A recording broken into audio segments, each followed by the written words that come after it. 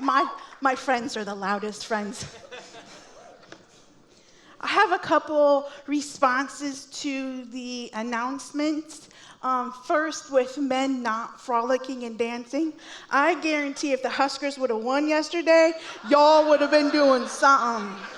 You'd be like chest bumping, smacking behinds. Girls don't do that. Also, the Be About It challenge. I had something happen a couple weeks ago, and God just put on my mind to buy a couple cups of coffee for some construction workers, and so I went ahead and did that. But in the next week, my 2 cups of coffee turned into me being blessed with 3 meals. 2 cups of coffee, 3 meals. I'm like, that's God's economy. That's really cool. So some of you might not have gotten like a immediate payback from God on your acts of kindness, but it gets stored up. It'll be coming. So, how many of you did an act of courage this month? This is mine right now. How many of you had an idea of an act of courage, but you didn't do it? Yeah. Well, what we're going to do today is look at Moses and an act of courage that God was calling him to do. So I know Moses is a popular person in the Bible to read and to talk about, and most of you probably are very familiar with his story already. But I'm going to try to sum it up in 2 minutes. So, if you'd put slide 1 up there for me. In the book of Genesis, we are introduced to a man named Abraham. God spoke to him and promised several things. He said, I will give you land, numerous descendants, blessings of protection and success, and blessings to all nations. God's instructions to Abraham were fourfold. Go, be a blessing, walk before me, and be blameless. They were to represent and reveal God to the world. Slide 2. Through the book of Genesis, we see God continuing to interact and reveal himself to Abraham and his family, to his son Isaac, his grandson Jacob, and his great-grandson Joseph. Slide 3. Now, Joseph is the one who gets this story and family from Canaan to Egypt. Joseph was the favorite son of his dad, and his other older brothers hated him for it. So they sold him into slavery, because that's what we do with younger siblings we don't like.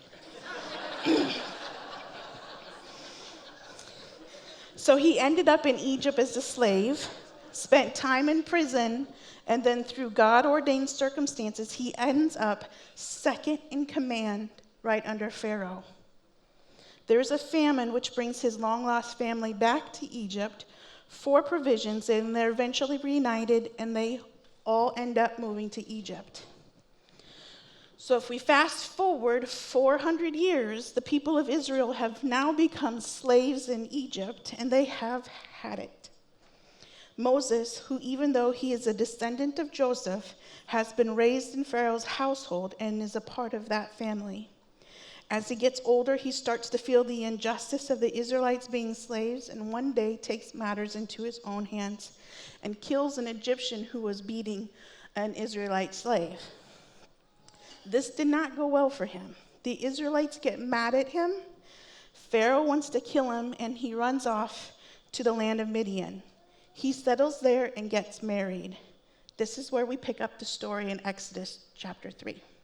So if you'll please stand with me, we're going to read part of Exodus 3.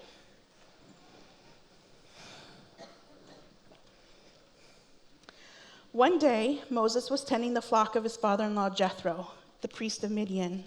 He led the flock far into the wilderness and came to Sinai, the mountain of God. There, the angel of the Lord appeared to him in a blazing fire from the middle of a bush. Moses stared in amazement. Though the bush was engulfed in flames, it didn't burn up. This is amazing, Moses said to himself.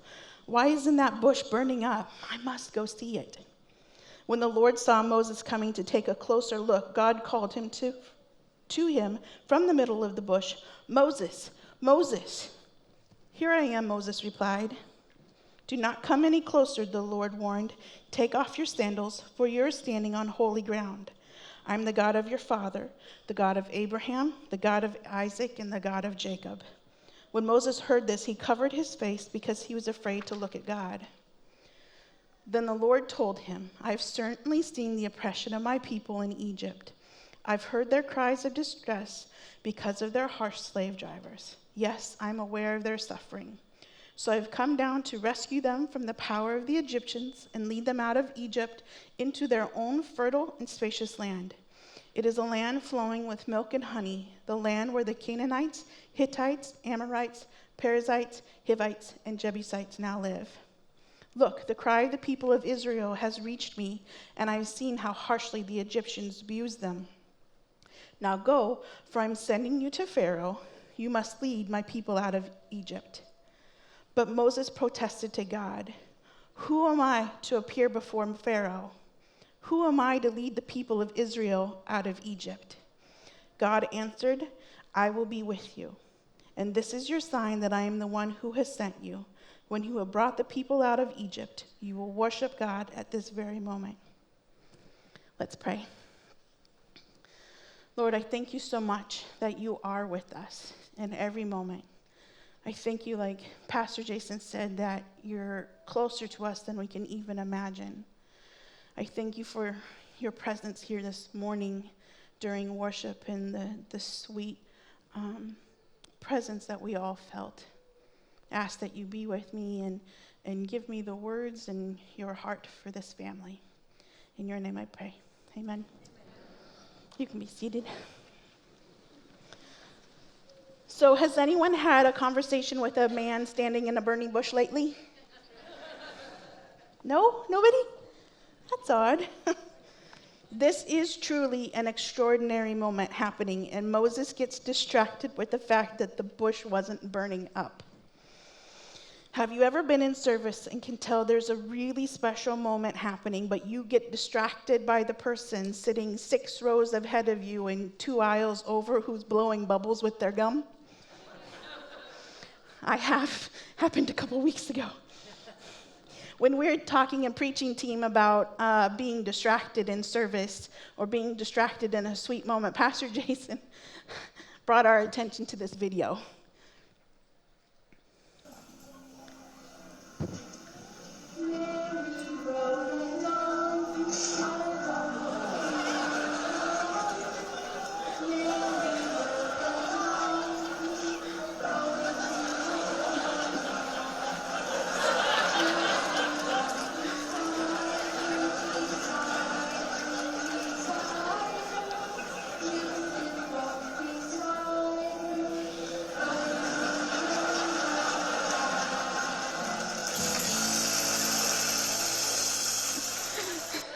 She looked so horrified.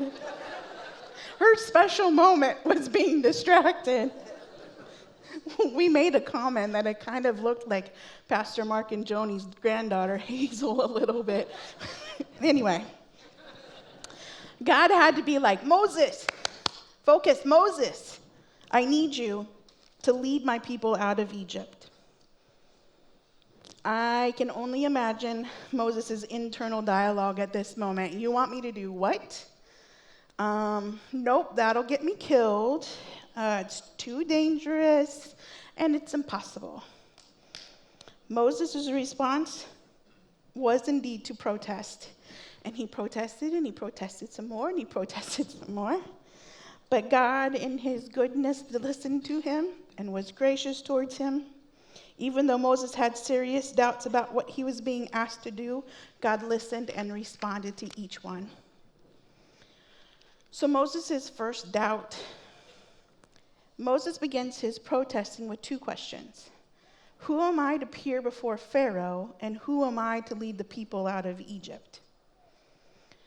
Put slide 4 there. Moses asking, who am I, is a question of identity. He was an Israelite, but he wasn't raised with them. He was raised in the Pharaoh's household as an Egyptian prince, but he wasn't really an Egyptian either. Talk about an identity crisis. Being raised in the household of Pharaoh would have equipped him for what God was asking him to do, though. He would have had extensive training in literature and warfare and languages and diplomacy. He wasn't some country bumpkin who didn't know what to do in a royal court, or even how to lead people. Last week, Pastor Jason challenged us to use our skill sets to bring the kingdom of God into the areas of voids in our world, and that's what God was asking Moses to do too. He had training to do what he was being asked, yet he doubted, and God's response to him was, "I will be with you." When God's presence is with you, you can do what he calls you to do. God equips us for what he calls us to do, but he doesn't ask us to do it on our own. When we do it on our own, it doesn't go well. Remember Moses killing the Egyptian for hitting the slave? That was Moses operating outside of God's presence. He wasn't ready yet to bring the change God wanted. What he did actually made things worse for himself, and he had to literally run for his life. Maybe you're sitting here thinking, well, that's great, but I don't even know what God has called me to do. Well, I've got a little exercise for you. In the next few weeks, I want you to sit down and write your spiritual autobiography. I know it sounds kind of big, but it's actually pretty easy. I had to do this last semester for school, and it was a very powerful thing in my life. I saw things and connected things that I had never done before. So to do this, you just start at the beginning. Let's pop up slide 5 there. You're going to write about your family background. What was like in your family growing up? Where you came from? What was happening in your family? Who you were? Then you move on to your childhood and teen years. What was going on? What was life like? How you emerged as a teen? Were you a nerd? Were you a geek? Were you a jock? Challenges of teen versus being challenges of a child. Next is the educational development. How has education played a part in where you were? Did you enjoy school? Was school hard for you? Did you stop at high school? Did you go to college? Where did you go to college? All those kind of things. Adult life. This is where you're going to start to see a steady progression of God moving in your life. And finally, professional development. Where have you worked, and what kind of career pursuits have you already had? You will start to see themes and patterns even in that. So you write it all out. Don't be ashamed of the ups and downs, because God uses those to shape us into the person he can use. So if you've had a lot of downs, God is really shaping you. But you will start to see patterns in your life and what God has uniquely equipped you to do. If you can't see the patterns, ask a good friend to read it over with you, and maybe you guys can start seeing those patterns together. So whether you know now what God has called you to do, or if it is still to be discovered, you can trust he will be with you just like he promised Moses. So let's jump back into chapter 3. We're going to jump in and out of the text a lot this morning, okay? But Moses protested, "If I go to the people of Israel and tell them, the God of your ancestors has sent me to you, they will ask me, what is his name? Then what should I tell them?" Have you ever gotten in a conversation with somebody and they asked you a really tough God question and you're like, oh man, I don't know about that. And so then you go and Google it because that's never going to steer you wrong.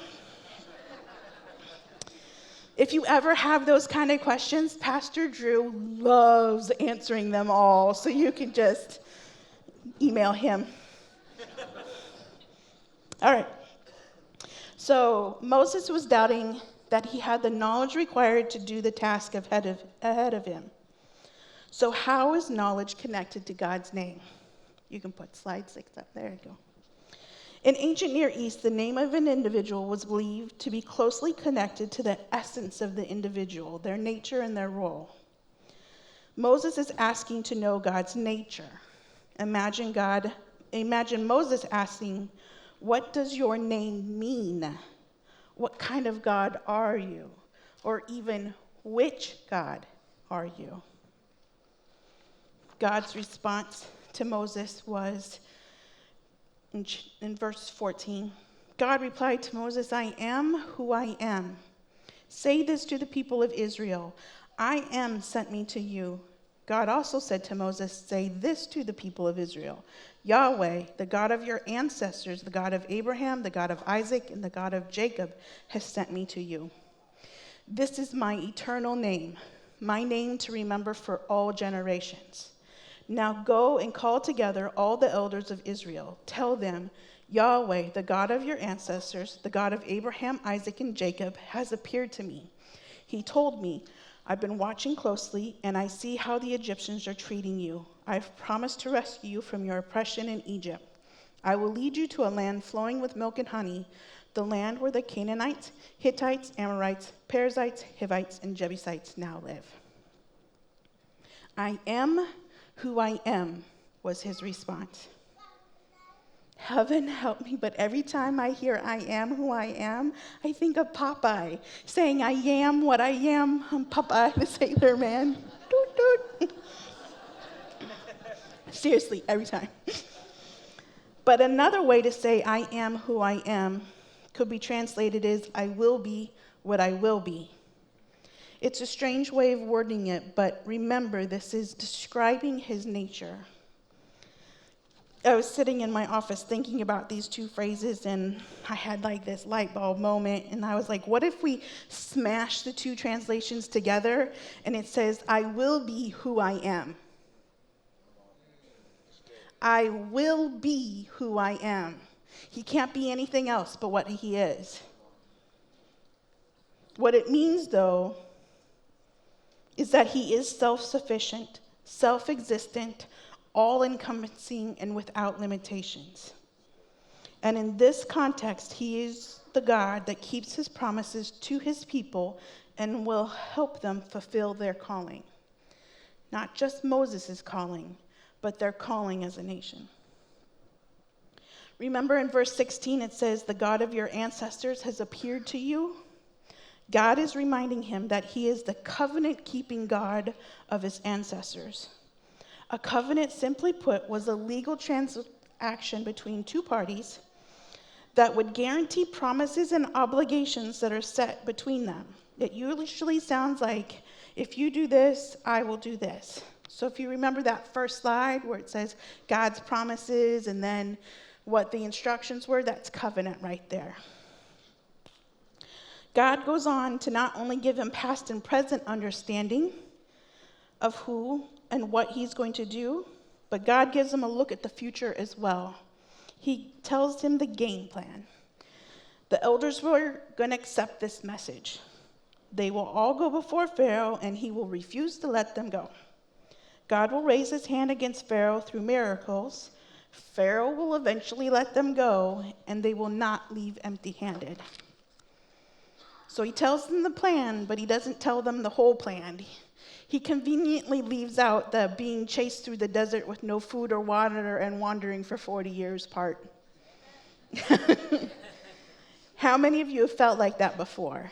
God shows you the plan, but when you start living it out, it never plays out like you thought it would. There's always going to be bumps in the road, but you can trust God. He will be the one who keeps his promises and leads you. So far, God's response to Moses' doubts has been two statements. I will be with you, and I am who I am. In essence, he's saying, you can trust me. Moses should be good to go now, right? He's all pumped already. He's like, let's do this. Nope. Chapter 4, verse 1, Moses says, he begins protesting again. What if they won't believe me or listen to me? What if they say the Lord never appeared to you? Aren't those two questions every parent has said before? What if they won't listen to me? Basically, Moses is doubting the influence he has on the Israelites and what they will or won't do. He has to convince them to unite in a massive display of civil disobedience. He hasn't been with them for a long time, and the last time he tried to show them he was on their side, it did not have an influential impact that he thought it would. He actually lost influence in that moment. God's response to Moses was to give him signs of power to show the Israelites so they will believe that the God of their ancestors really had appeared to them. It was physical evidence of the power of God working through Moses. So the first sign, he was supposed to take the staff that was in his hand and throw it down on the ground, and it would turn into a snake. Then God said, go ahead, pick it back up. And I would have been like, I don't need a staff anyway. That's good. So he picks it back up, and it turns back into the staff. The second sign was he was take his hand, stick it in his cloak, and when he pulled it back out, it would be leprous. It would have skin disease on it. Well, then he was supposed to stick it back in his cloak, pull it back out, and it would be healthy again. But if for some reason these two signs didn't work, there was a third sign, and he was supposed to get a cup of water from the Nile River and pour it out, and it would be blood. So that one was gross. Now, I don't know about you, but I, for the life of me, can't remember the last time I saw a staff turn into a snake. Anybody else? But I have seen the power of God being demonstrated through people when they have prayed for someone to be healed and healing has come. Or someone has a word from God for someone and it speaks directly where they are at in life. These are demonstrations of the power of God, and they do influence how someone believes. The same power working through Moses can work through us because it's the same God at work. Let's look at Moses' final doubt in verse 10. But Moses pleaded with the Lord, "O Lord, I'm not very good with words. I never have been, and I'm not now. Even though you have spoken to me, I get tongue-tied and my words get tangled." I think many of us can identify with Moses on this one. I know I can. My problem is that I know what I know, but to get what I know out my mouth is, I got an amen over there. That is difficult most of the time. And it's very frustrating. So I understand what Moses is talking about here. Scholars have different theories about what Moses really can be talking about when he talks about not being good with words. One of them is that maybe he had a speech impediment. Another one was maybe he forgot Egyptian after 40 years. And another one was that the Egyptians so prized the gift of rhetoric, that's the being skilled in speech and arguing, that Moses might not have been confident in this ability any longer. The Egyptians would have loved my 13-year-old son. He's very gifted in rhetoric. No matter which one of these it was, Moses was doubting again, and this time it was his ability to communicate. Slide 8. God's response in verse 11 says, "Then the Lord asked Moses, 'Who makes a person's mouth? Who decides whether people speak or do not speak, hear or do not hear, see or do not see? Is it not I, the Lord? Now go. I will be with you as you speak, and I will instruct you in what to say.'" Once again, God is redirecting Moses to not look at what he lacks, but to the one who provides. God provides us the abilities and then supercharges them. Our natural abilities plus God supernatural abilities. So I've had a few different roles here on staff. I started out in kids ministry organizing crafts, and then I became their administrative assistant, and then Pastor Raphael poached me from Mickey, and I became his assistant, and then the executive assistant. Well, then between executive assistant and my current role as strategic initiatives director, I received a word. And that word said that God was going to be making me like Joseph. He was going to take my administrative and organizational abilities, and he was going to make them supernatural abilities for what he had planned ahead for me and for this church. It gave me a lot of peace walking into a new role that wasn't really defined, but I knew God had my back. We all have doubts about our abilities. Moses' doubt came in his ability to communicate well. My doubt came in my ability to administrate well.